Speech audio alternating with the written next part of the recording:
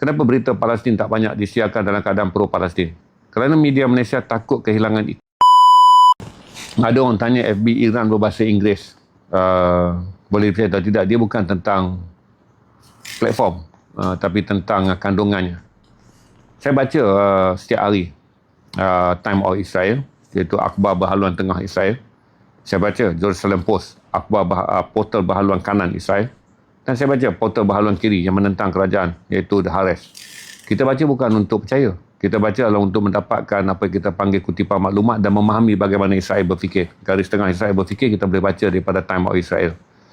Garis ultra ataupun dipanggil sebagai pelampau Yahudi, kita boleh baca daripada akhbar dari Jerusalem Post, Icon, I24. Ini semua adalah garis kanan dan garis ekstrim Israel.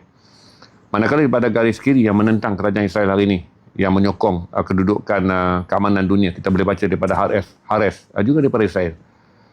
Kita boleh baca Al Jazeera yang sangat pro-Islam. Kita boleh tengok CNN yang kelihatan berat sebelah dalam laporan. Kita boleh baca semua media, tapi bukan, saya beritahu pada tuan-tuan, membaca maklumat bukan untuk mempercayainya.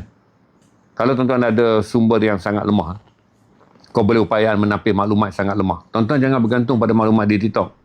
Dan tuan-tuan jangan bergantung pada maklumat di FB. Tuan-tuan masuk kepada portal yang mempunyai establishment. Establishment ni dia ada rekod untuk dinilai. Macam saya beritahu, kalau tuan-tuan pro-Islam, tuan-tuan boleh baca WAFA, WAFA. Ini adalah portal Palestin.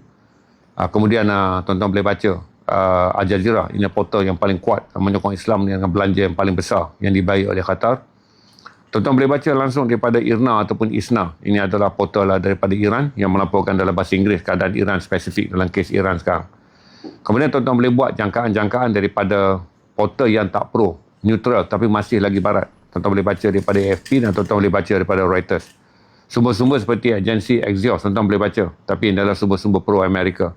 Dan kita harus ingat, saya bagi tahu pada tuan-tuan, kita harus ingat, di Malaysia pun, kenapa berita Palestin tak banyak disiarkan dalam keadaan pro-Palestin?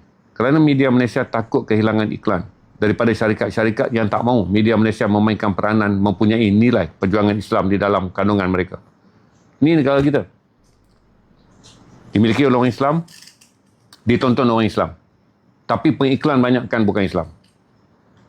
Jadi media kita tak berani untuk memainkan peranan seolah-olah mereka menyokong penderitaan rakyat Palestin. Kerana mereka takut kehilangan sumber periklanan. Kerana sumber periklanan dikuasai oleh syarikat-syarikat bukan Islam. Jadi saya bagi tahu pada tuan-tuan, janganlah tuan-tuan pergi terlampau jauh. Tuan-tuan pun faham dalam negara kita.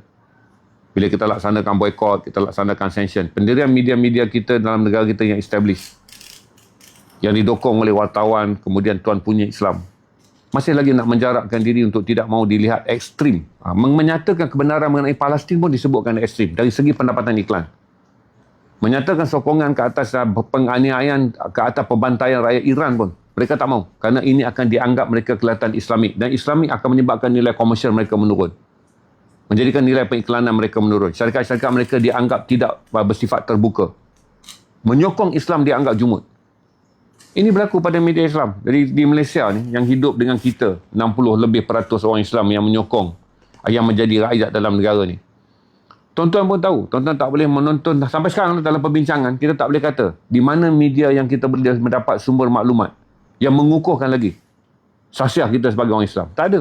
Kita boleh baca, kemudiannya mereka petik daripada sumber barat yang saya sebut pada petang semalam. Pendoktrinan bahasa Melayu. Kita melanggan berita daripada media barat. Sebahagian daripada media barat yang kita langgan adalah pro-barat. Hinggalah kita terpaksa mengeluarkan tajuk-tajuk. Dalam perjanjian kita melanggan berita, kita nak terjemah pun kena ikut berita yang kita langgan. Tajuk pun kita nak ikut. Sebab itu kadang-kadang tuan-tuan merasa terkejut dengan membaca berita arus perdana. Tapi tajuknya langsung tak ada ihsan pada Iran. Tajuknya langsung tak ada ihsan pada Palestin. Kerana setelah kita bayar untuk mendapatkan maklumat, kita terpaksa menyebarkan pula doktrin mereka. Yang sebahagian besar akan menyebut perkataan-perkataan yang sedikit memperlekehkan Iran, sedikit mencela Iran. Maka itu kita pun faham.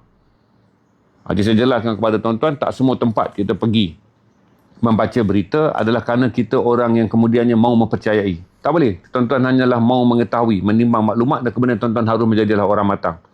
Hari ini pengguna, kalau tuan-tuan terus baca maklumat dan kemudian tuan-tuan mahu menganggap itu adalah satu kepercayaan, tuan-tuan telah membaca doktrin. Itu kelemahan daripada dulu dikuasai oleh Yahudi, di mana mereka mencipta apa yang dipanggil sebagai maklumat dan kewartawanan dalam ideologi mereka. Kemudian wartawan ni rasa dia berjuang untuk menyatakan maklumat, tapi dia bekerja dengan satu syarikat yang sebenarnya mendoktrinkan maklumat. Sebab itu menjadikan ramai wartawan-wartawan di barat yang sedar tentang doktrin maklumat ni. Mereka bekerja dengan jiwa wartawan. Tapi syarikat yang ada itu adalah syarikat perniagaan. Kemudian berita mereka diperniagakan mengikut agenda syarikat. Maka itu adalah Reporters Without Borders. Di mana para wartawan ini berhenti dan meninggalkan syarikat-syarikat media di barat dan menubuhkan apa yang dipanggil sebagai gerakan wartawan yang mahu menyatakan kebenaran dunia tapi tak makan gaji daripada syarikat yang kemudiannya menjadikan berita hanyalah sebahagian daripada alat perniagaan. Ini bukan benda baru. Dia adalah benda yang telah lama berlaku.